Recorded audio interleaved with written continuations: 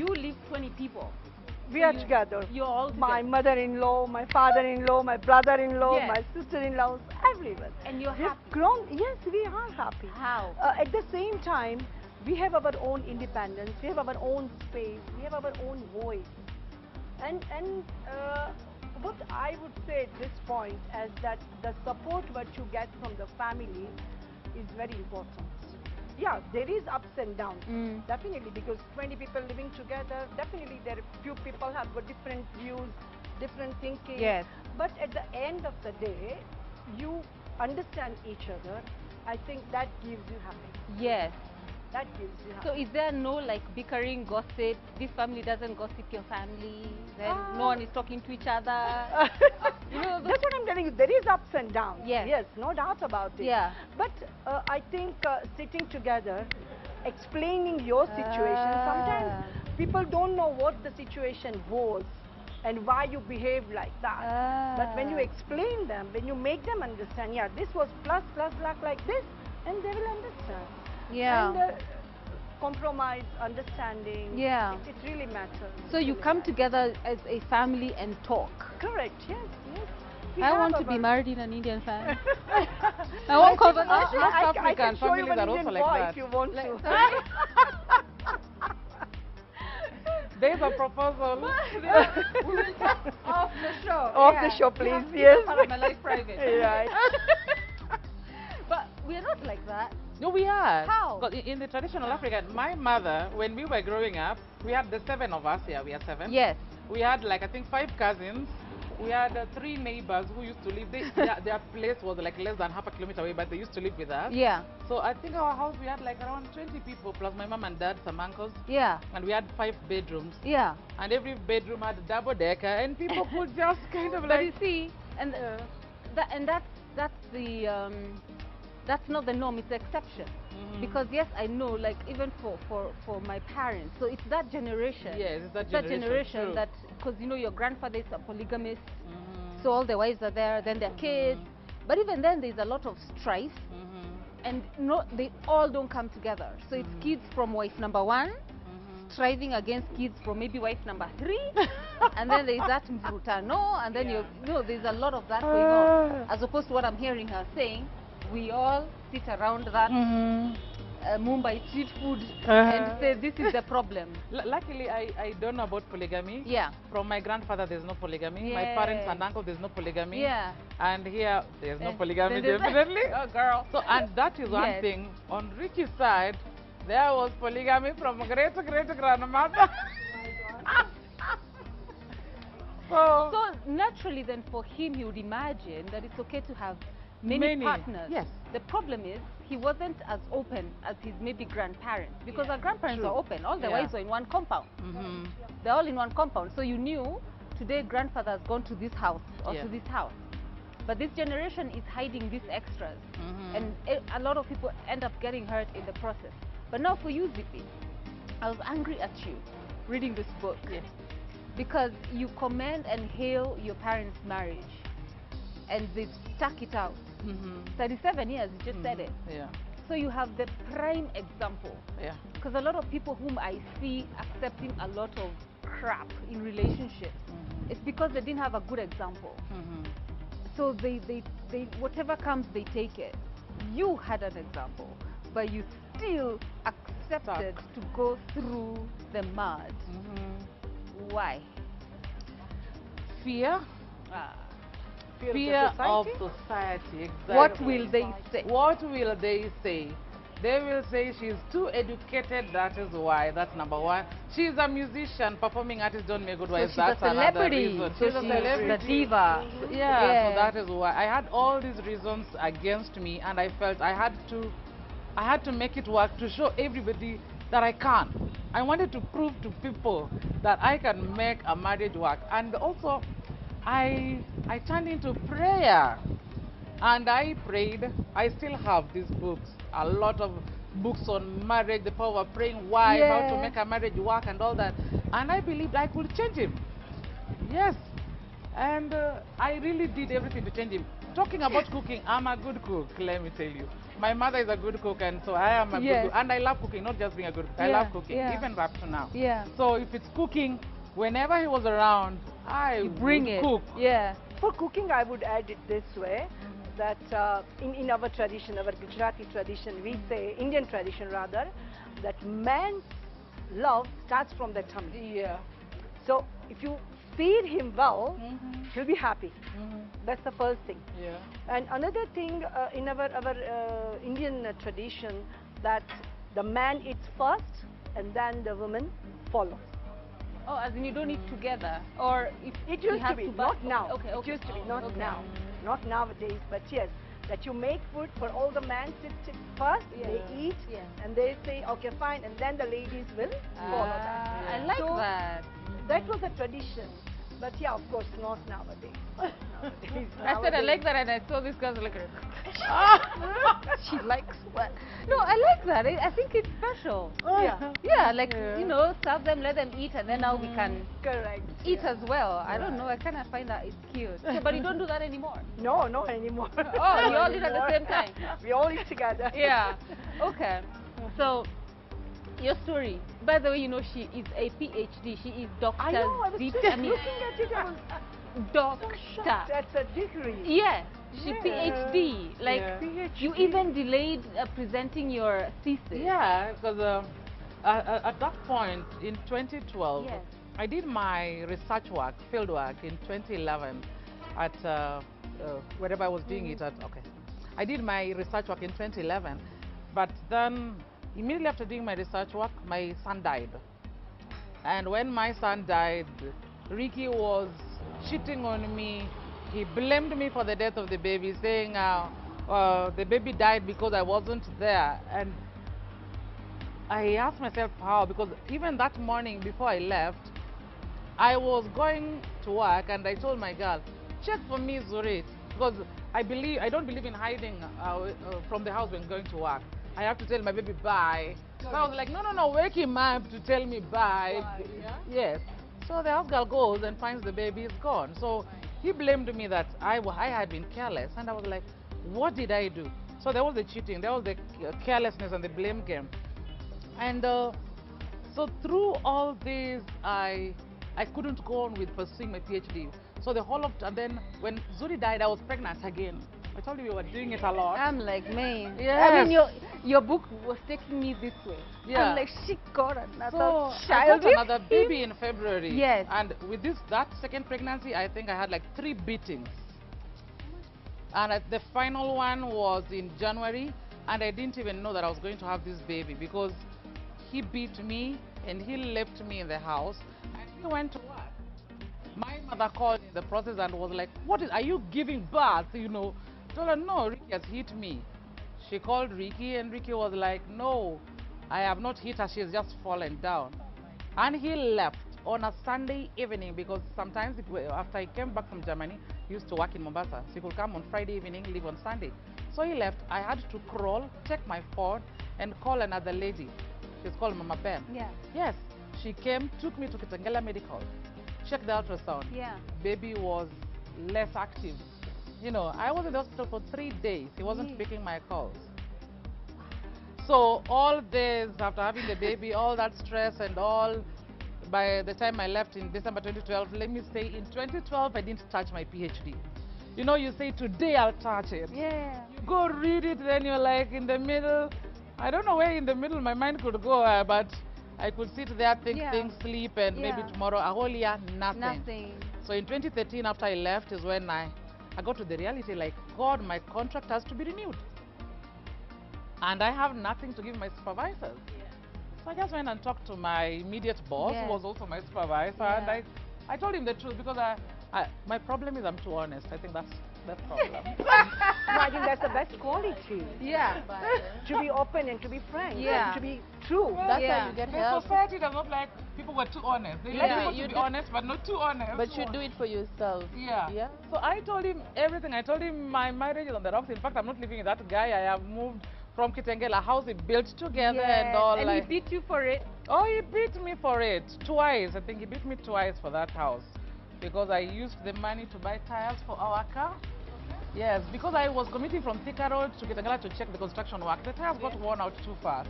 I took the money, saying I will return it. I returned it, but when he came, I document everything, by the way. I'm very good at budgeting. So he came and saw the part where I had said I'd taken the money, but before he flipped on the page to see where I had returned it, I had been beaten. Yes. Have you ever gone through physical violence in your... Ah, never. Never. Never ever. And What would happen if that ever happened? I think the best part is a joint family.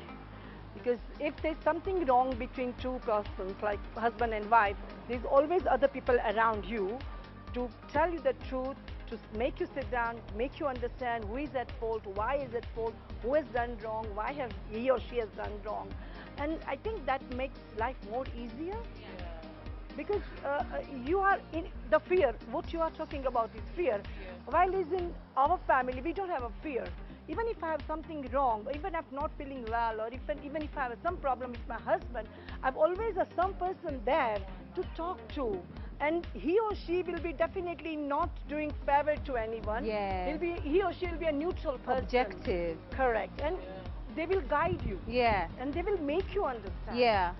And by the way, we were talking about my family, I mean myself, 35 years of happily married.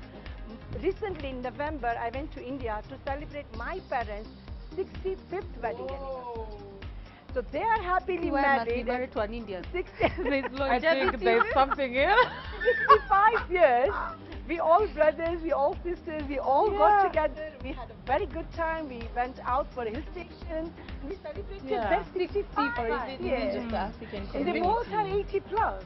And they are still living together. My mom is cooking food. My mom is doing all the prayers and our rituals and our traditions. And she's maintaining that. And she's happy. She's happy. Doreen, what are you asking? I was asking, is it maybe just the African community? African, but her parents are now 37 years married. Yes, not only Or maybe African or Indian. Yeah. Her parents are 37. Actually, my parents are 37 happily. A lot of people come and ask them, you people are so happy. Because they don't just sit together. You know, Yeah. people say, gee, husband walk in front. No. They don't walk in front, behind. No. They walk together, they sit, they laugh together. Yeah. For me, I grew up in a polygamy family.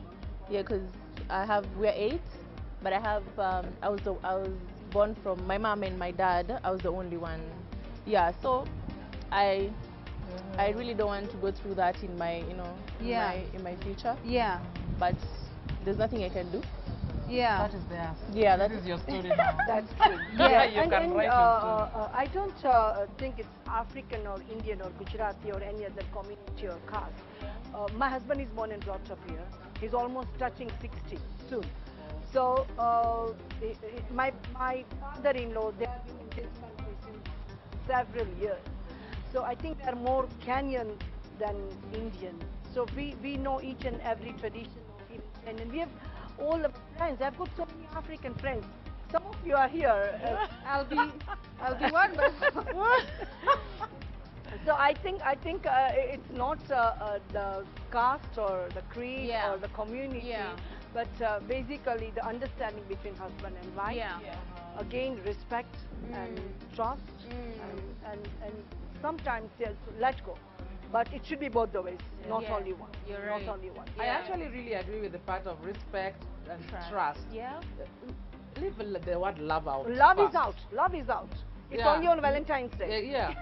Because when there's respect and trust, then there's definitely love. Exactly. Yeah, Love comes exactly. automatically.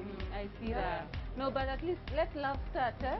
At least let love start, and then the rest can now come in and you know what I mean? Like someone can just come and say, let's be respect an and you. you're like, what are Do you you saying? respect What do you me? mean respect me? No, love starts. Love has to be there, definitely. Yes. But Yes. it doesn't make it stay. Correct. Ah, Yeah. Love doesn't make it happen. Yeah.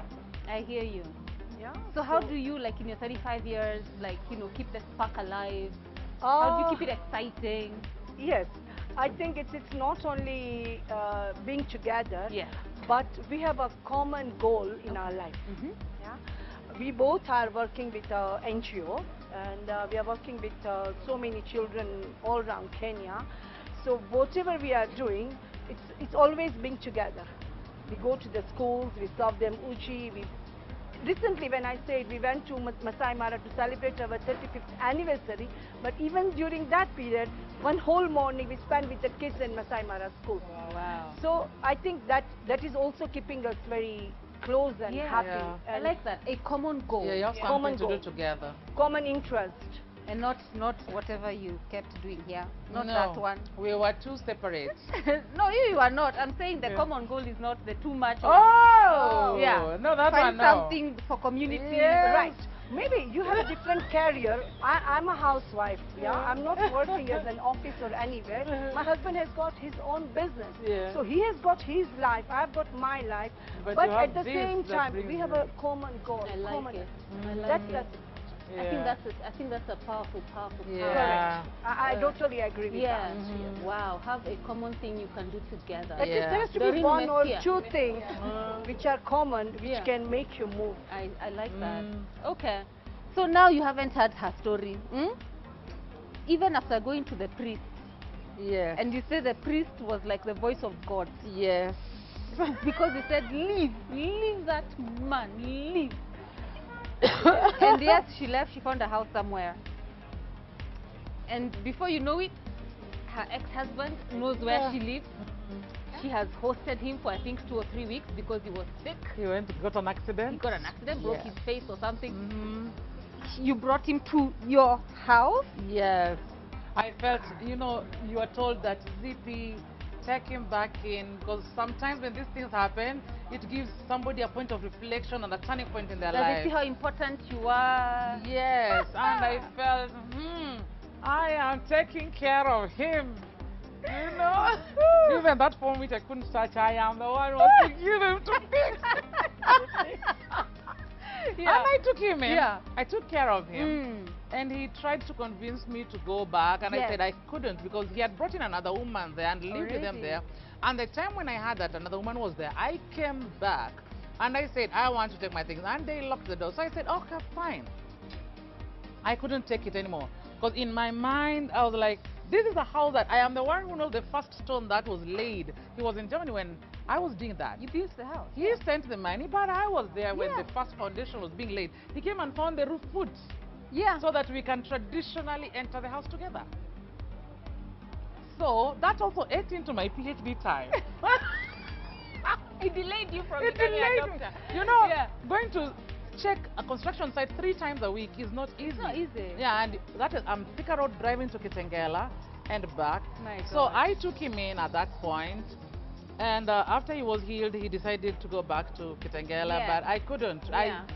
Yeah, people said it's because I felt too proud, but My for me, I felt my self-esteem had been crushed to the worst Yeah. because this man hit me in public in front of Kenya Yes. Cinema. Yes. We are not talking about somewhere On else. the streets of Nairobi. We are talking about Whoop. Kenya Cinema. Whoop. Yeah.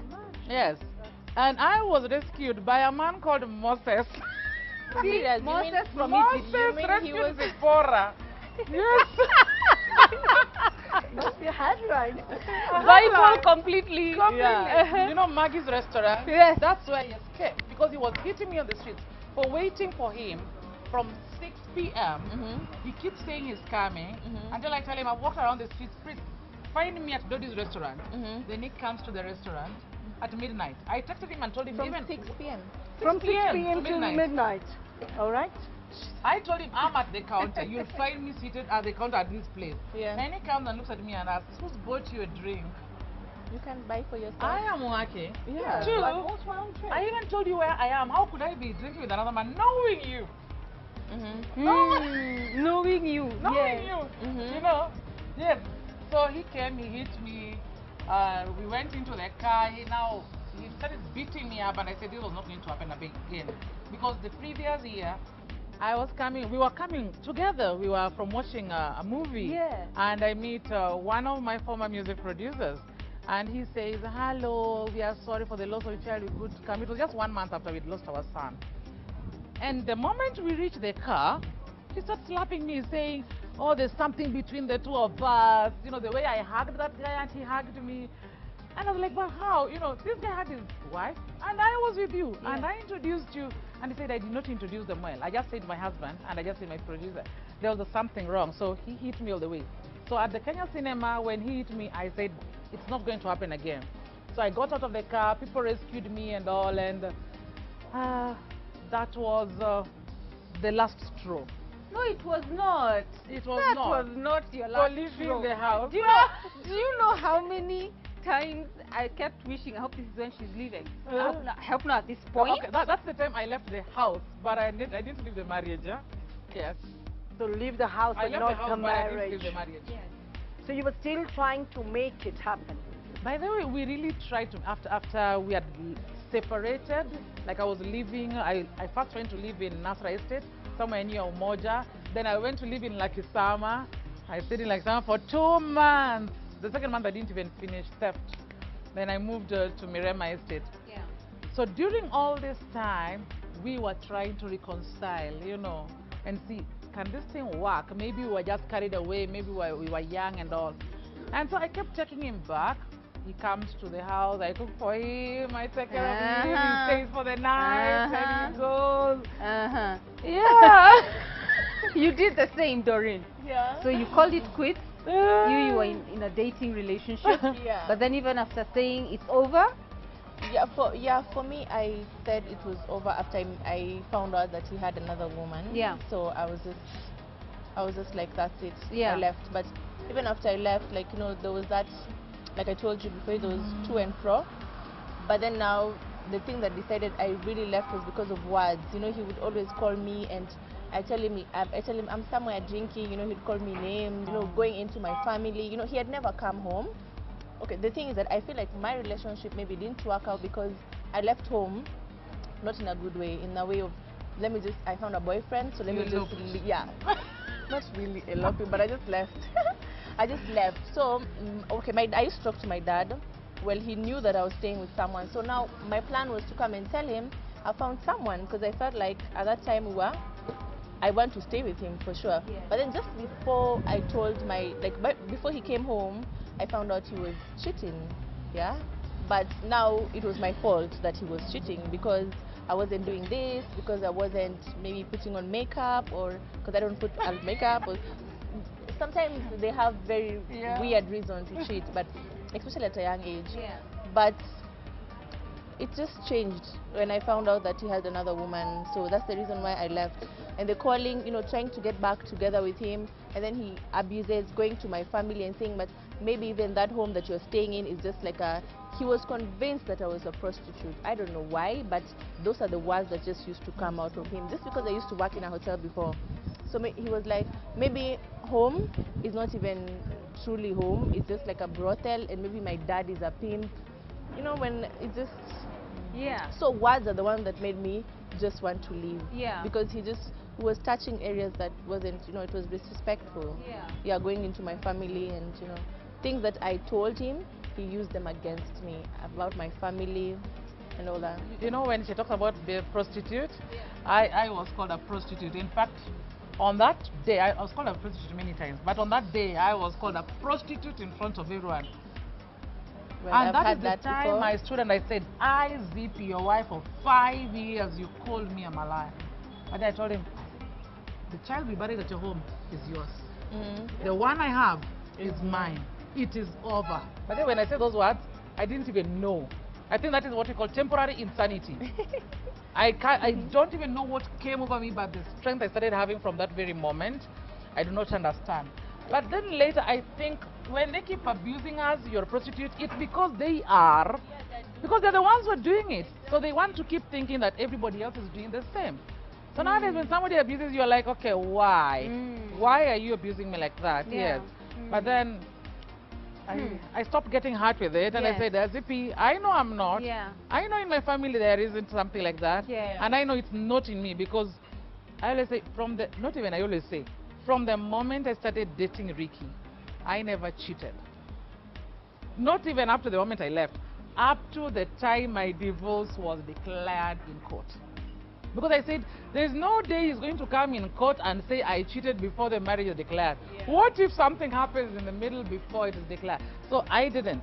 And so whenever anyone says that word prostitute, I'm like, I am not. Yes, you Yes. know yourself. Yes. You know the truth. Exactly. You know, this conversation won't be over today. There's a lot still to talk about. So why don't you join us next week as we hopefully find a way to conclude this, and you'll get to know that Zippy still stayed in that thick relationship, but there's some hope at the end of this tunnel. So tune in next week, same day, same time.